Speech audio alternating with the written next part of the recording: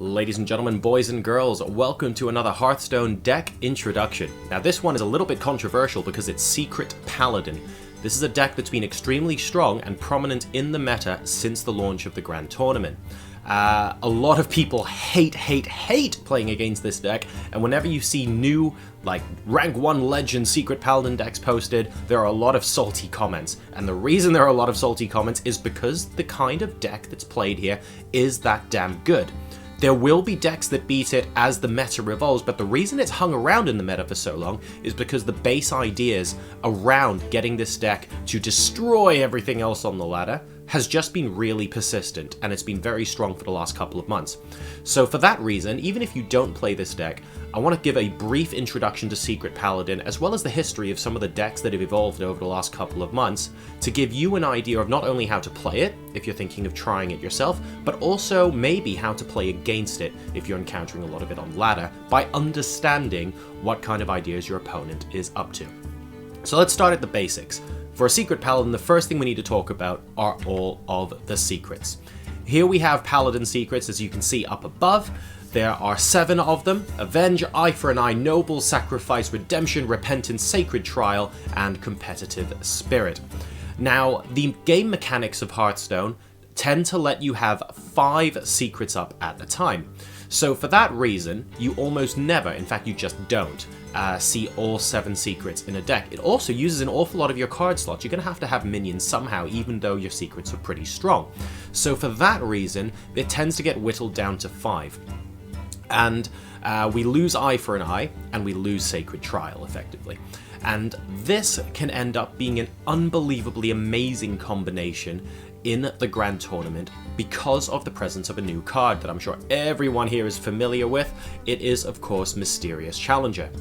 And the reason this card is so powerful is because you don't actually have to play out any of your secrets. You can put one of each onto the battlefield immediately as soon as you play Mysterious Challenger on turn 6 or even turn 5 if you have a coin. It's also not just the fact that you have all the secrets out early in the game, but it also means that they get taken out of your deck. That's important because the later you play Mysterious Challenger, the more likely you are to draw one of your secrets and therefore have to play it from hand. That's no good. You want to be able to have them come out of your deck automatically so that the remaining cards that you draw, hopefully, are less likely to be the other secrets in your deck. So it's important to try and get this out as early in the game as possible. So I'm going to go through some of the ideas first, behind the secrets, and then go into some of the other cards that might be in the deck as well. So to paint you a picture of the kind of sick combo you could end up getting, let's imagine you're in a situation where all of these secrets happen to be up. You have a really good mid-game board. Let's say you have 2 or 3 minions on the board already. Your opponent really hasn't drawn well, and you play Mysterious Challenger on turn 6. Now your opponent, not really knowing what kind of deck you're playing, goes smork immediately afterwards and tries to hit you to face. Immediately your Noble Sacrifice gets prompted, so a 2-1 defender is the new target. Never mind, you hit the 2-1 defender anyway and you take it out. Oh, hang on a second, we have Avenge, so the Mysterious Challenger suddenly has +3/+2, or another one of the minions on the board, and potentially becomes a 9/8. Oh, there's one more thing as well. You've got Redemption, so the Noble Sacrifice 2-1 has actually just come back onto the board as well. And your opponent goes, okay, that really didn't work out very well. I'm going to go ahead and play a minion of my own. Wait. We have Repentance, so he plays some scary minion that has its health reduced to 1. And then finally, after hitting end turn, if they don't concede already, you have Competitive Spirit at the start of your next turn. So potentially, if you have a weapon, you can use your hero, take out whatever's left on their board at 1 health, and your remaining board looks absolutely stonkingly good, and you basically win the game. So that's the kind of idea behind why Mysterious Challenger can really help just go, well, I'm just going to win the game now. It's those kind of plays that allow this deck to be so powerful. So let's take a look at some of the other cards, specifically Paladin, that might be going into a Mysterious Challenger deck. Now bear in mind, there are loads more cards that could fit into these decks. What I've done is I've taken a selection of the most common ones that go into almost all of these decks to give you a flavor of what we're looking at here. So first of all, we want to be able to get a strong early game, and that's very important because we want to be able to snowball to that position where Mysterious Challenger gives us some of the combos we were talking about earlier. So you have Shielded Minibot, fantastic for trading into minions. Coghammer is a really interesting and versatile card because it's really great early game. Let's say you play a Minibot on turn 2, they play something that's 2 health. You take it out with the mini-bot, so therefore you lose your Divine Shield, and then immediately play Coghammer, which of course can give your mini-bot Divine Shield again. All sorts of cool plays like that, but you can also save it for the late game. Imagine, for example, you have a big minion, Dr. Boom or Tyrion or something like that.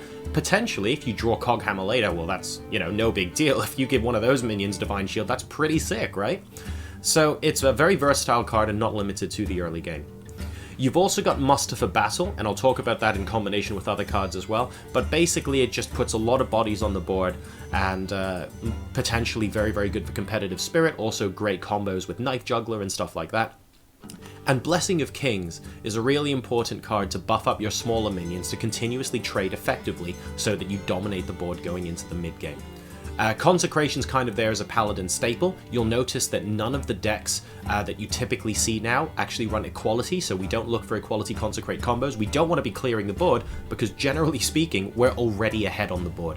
So the last thing we want to do is reduce all our minions to 1 health as well. Plus, there's very little space in the deck to squeeze in an Equality when there are other such good cards available.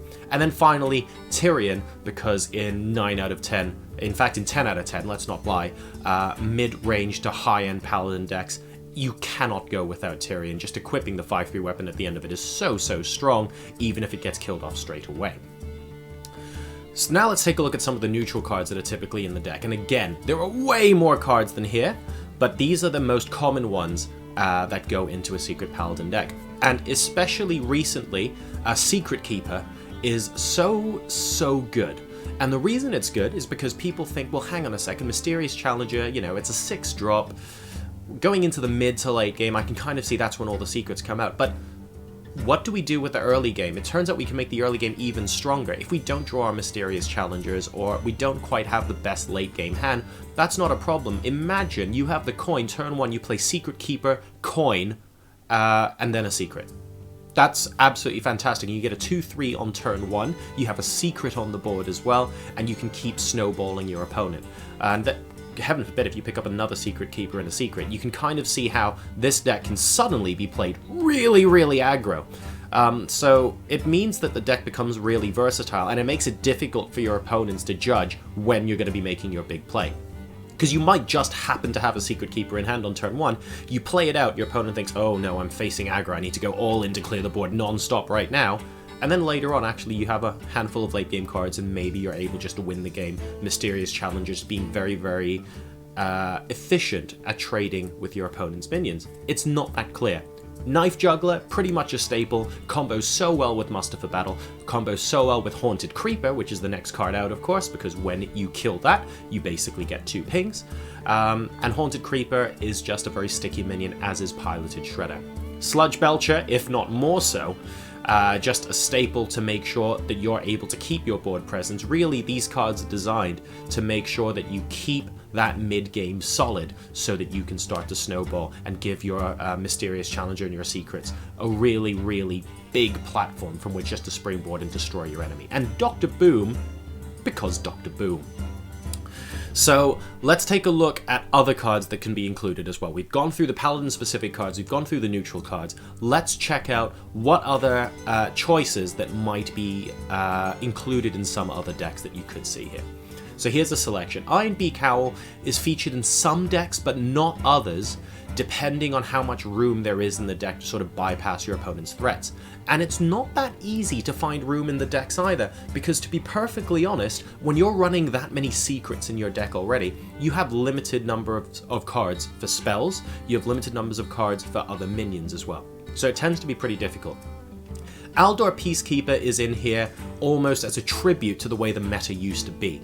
A lot of removal of your opponent's threats, combined with having a 3/3 on the board, tended to be the reason Aldor Peacekeeper is in, but slowly the meta has evolved to swap Aldor Peacekeeper out for Keeper of Alderman, because it was decided at some point basically that, hang on a second, buffing up one of my own minions to a 3/3, ideally a 1/1 on the board, can actually make more of a difference because Keeper of Alderman is a separate 3-4 body on the board, and having that extra health as well means that it can hopefully trade a bit more efficiently. So you tend to see more of those, although again, not all the time, in Secret Paladin decks. You then have Divine Favor. Some decks run it, some decks don't. Against a lot of control-y decks, if you're playing out your cards early, let's say you get a couple of secrets and secret keepers, and you want to keep the momentum going, but you're kind of running out of cards, and you just want to make sure that you can nail it going into the mid-game. Against a control player that's just trying to keep you at bay, Divine Favor would be a really good swing. Less useful, though, against super aggro decks where you're constantly spending all of your cards. Obviously, it's not that great then. So it's a bit situational. You then have Lotheb, so specifically against classes that might unleash some sort of combo against you. You might want to be tactically playing Lotheb at a particular point, or it's just a really good 5/5 to prevent your opponent from doing anything and keep your board alive so that you can play Mysterious Challenger on turn 6, for example. And then finally, special mention, just because it's very, very late in the meta here, goes to Tuskar Jouster. Now, this is also a 5/5 for 5 mana, but interestingly, it can be really, really good against aggro decks, because you have a fair number of late game minions in this deck as well. A lot of paladins, they don't run like super aggro secret, they run a little bit more mid-rangey, so you'll have your Tyrians, you'll have your Dr. Booms, your Sludge Belchers and stuff like that, because there are a lot of 5-drops. But you can then restore some health as well, and against a deck that's super aggro, you're more likely to win the joust. So this has generally been a preferable option to Antique Healbot, simply because you have a 5/5 on the board rather than a 3/3. And generally you'll win the joust in situations where it's important anyway, i.e. against a deck where there's so much aggro, all the minions are cheap. So I just kind of wanted to give Tuskar Jouster a little bit of a highlight, not because it's popular in the meta now, but also because it might be popular in the meta once Standard Mode is introduced, and a lot of the old cards don't exist anymore, and we're having to possibly shift towards some of the newer cards. I have a feeling that Jouster might actually be a more popular card in the meta in the coming months. But we'll wait and see. Could be right, could be wrong. So, taking a look at all of the cards now, this is basically a summary of the kind of most common cards you would typically see in a Secret Paladin deck. And of course, the things that tie them all together are the fact that Mysterious Challenger is able to really be that massive punch in the mid-game that either knocks the wind out of your opponent's momentum, or more likely turns a good situation into one where you completely destroy what is left of your opponent's resistance. So I'm going to go ahead now and take a look at a couple of decks. And we're actually going to start off with some decks that are not in circulation anymore. So when the Grand Tournament was first released, these screenshots borrowed from Hearthpwn, by the way, and every single one of these decks will be referenced in the description, so please go ahead and check them out and give credit to the authors as well. The first deck is one of the first most popular decks from October 2015. And you'll notice a couple of odd things about it. There's a lay on hands there, there's a quartermaster, and you can kind of see that our Secret Paladins evolved from people who were so used to playing really, really good mid-range paladins that they started incorporating Mysterious Challenger in. There was only one Mysterious Challenger in this deck as well, but this deck was very popular on ladder in the very beginning of the Grand Tournament, and a lot of upvotes, a lot of people with a big win rate. It then sort of evolved as you move left to right across your screen. So you can see 2 Mysterious Challengers. Lay on Hands is omitted because arguably it's just a little bit slower. And then you start to see the introduction of the Double Knife Juggler, Haunted Creeper, a single Ironbeak Owl just to be a little bit careful against decks that may or may not beat it early on in the meta, and stuff like that as well. And we also sneak in a couple more secrets. So we've got the Redemption and Repentance now coming into the meta. And the one on the right is an interesting sort of tactical variation where, again, we have the 2 Mysterious Challengers, but we're starting to introduce some of our tech cards here. Keeper of Alderman makes an appearance, and this, by the way, this is a deck from, I think, late November 2015. So Keeper of Alderman there, as well as 2 Aldor Peacekeepers to really try and limit the board control in the mid-game. And we still have a good number of secrets, although this deck in particular didn't actually include a Repentance. So just worth noting there. But here are some of the more common decks. So all of these decks are from 2016, I believe, or maybe one of them's from like the 29th of December or something. So this represents more of what the meta looks like right now.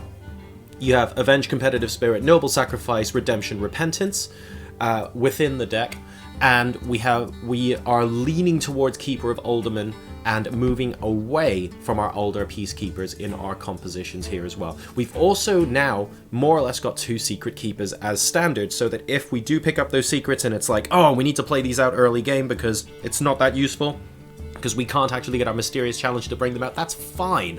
We now have our Secret Keepers consistently in the meta to bring those secrets out and really push our opponents hard into the mid-game anyway. So that's kind of how the decks have been evolving.